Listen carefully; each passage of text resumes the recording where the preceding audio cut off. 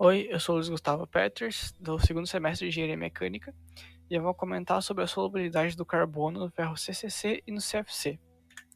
A questão que a gente tem para resolver aqui é se o carbono ele vai ser mais solúvel no ferro CCC ou no CFC, considerando a temperatura próxima à transformação holotrópica.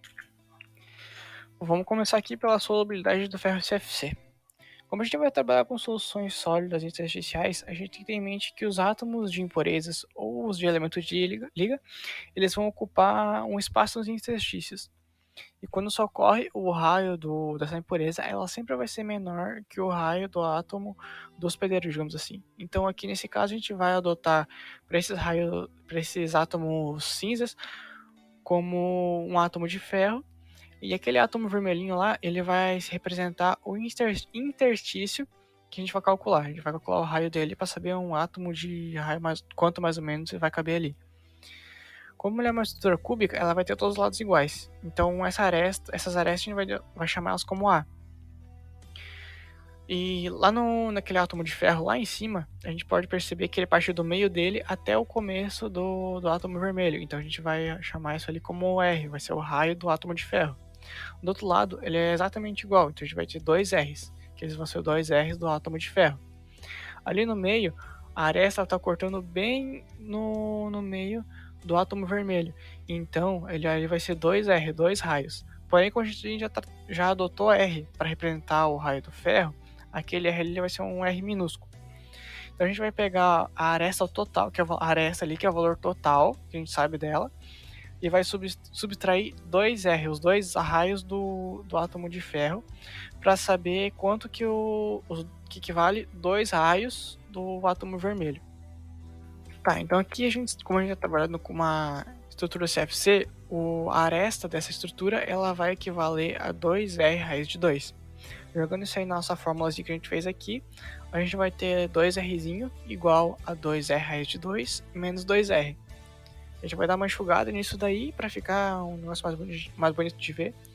Então vai ficar R igual a R raiz de 2 menos R. Então, nesse caso ali, a gente sabe que esse R ele está representando o raio do átomo de ferro. Então, o átomo de ferro ele equivale a 1,24 angstroms ou 0,124 nanômetros. Vou usar ali o angstroms para ele ficar mais fácil de a gente compreender. Jogando esse valor ali na fórmula, vai ficar R igual a 121,24 raiz de 2 menos 1,24.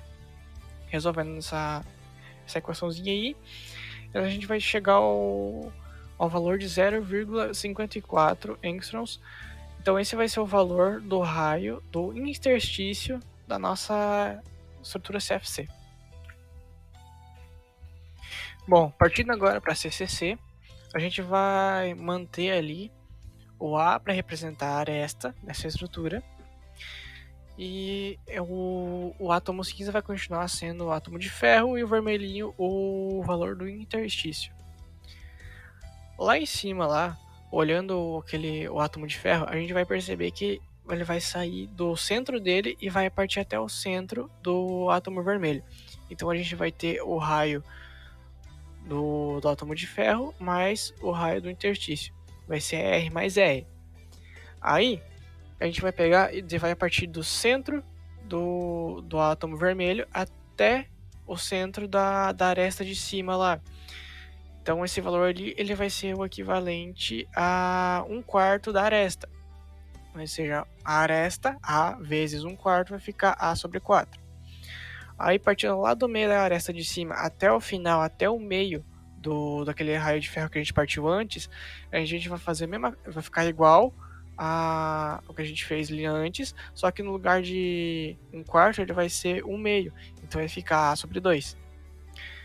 Aí, percebendo ali, a gente fez um triângulo. Então a gente já sabe o valor de duas arestas desse triângulo, e a gente vai querer saber o valor daquele Rzinho que vai ficar na hipotenusa desse triângulo. Para a gente poder calcular o valor de alguma coisa que está na hipotenusa, a gente vai ter que usar o Teorema de Pitágoras. Então, jogando isso aí no Teorema de Pitágoras, a gente vai ficar com A sobre 2 ao quadrado mais A sobre 4 ao quadrado igual a Rzão mais Rzinho ao quadrado. Agora a gente vai partir do princípio que a gente fez anteriormente na estrutura CFC. A gente vai pegar ali e vai ter que substituir o valor da aresta na nossa formulazinha que a gente fez. Nesse caso, o valor da aresta da estrutura CCC ela vai ser diferente do valor da estrutura CFC. Aqui ele vai ser 4R raiz de 3. Lembrando que esse R ali do 4R, ele vai ser o raio do nosso átomo de ferro. Então a gente pode substituir ele direto ali junto. Então vai ficar 4 multiplicado por 1,24 sobre a raiz de 3. Isso aí dividido por 2. E tudo isso, esse conjunto elevado a 2. A gente vai somar ele com 4 multiplicado por 1,24 sobre a raiz de 3, dividido tudo isso por 4 e o conjunto todo elevado a 2. Aí é igual a 1,24, a gente já pode substituir esse valor ali na fórmula, mais R, isso aí elevado a 2.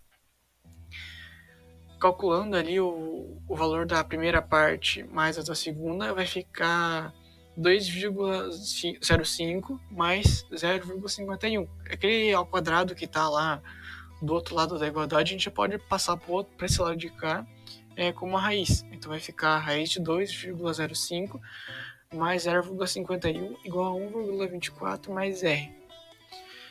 Somando esses valores ali, a gente vai ficar com a raiz de 2,56. Resolvendo essa raiz, ela vai ficar 1,60. A gente pega o 1,24, que está do outro lado da igualdade, e passa para esse lado. Passa ele como negativo. Aí vai ficar 1,60 menos 1,24 igual a R. A gente chega ao valor de 0,36 angstroms para o nosso interstício. Bom, agora reunindo todas as informações que nós já juntamos, com nossos cálculos ali, a gente tem que na estrutura CFC, o raio do interstício dela vai ser igual a 0,52 e ele vai ter no total 13 posições intersticiais. Já no CCC, ele vai ter o raio do interstício como 0,36 e vai ter 24 posições intersticiais. Então a gente conclui que os átomos de carbono, que tem raio aproximadamente de 0,71 angstroms, eles vão ser mais solúveis na célula unitária CFC, porque por mais que a CCC ela tenha mais interstícios, a CFC ela vai ter interstícios maiores, assim acomodando-os de uma melhor forma.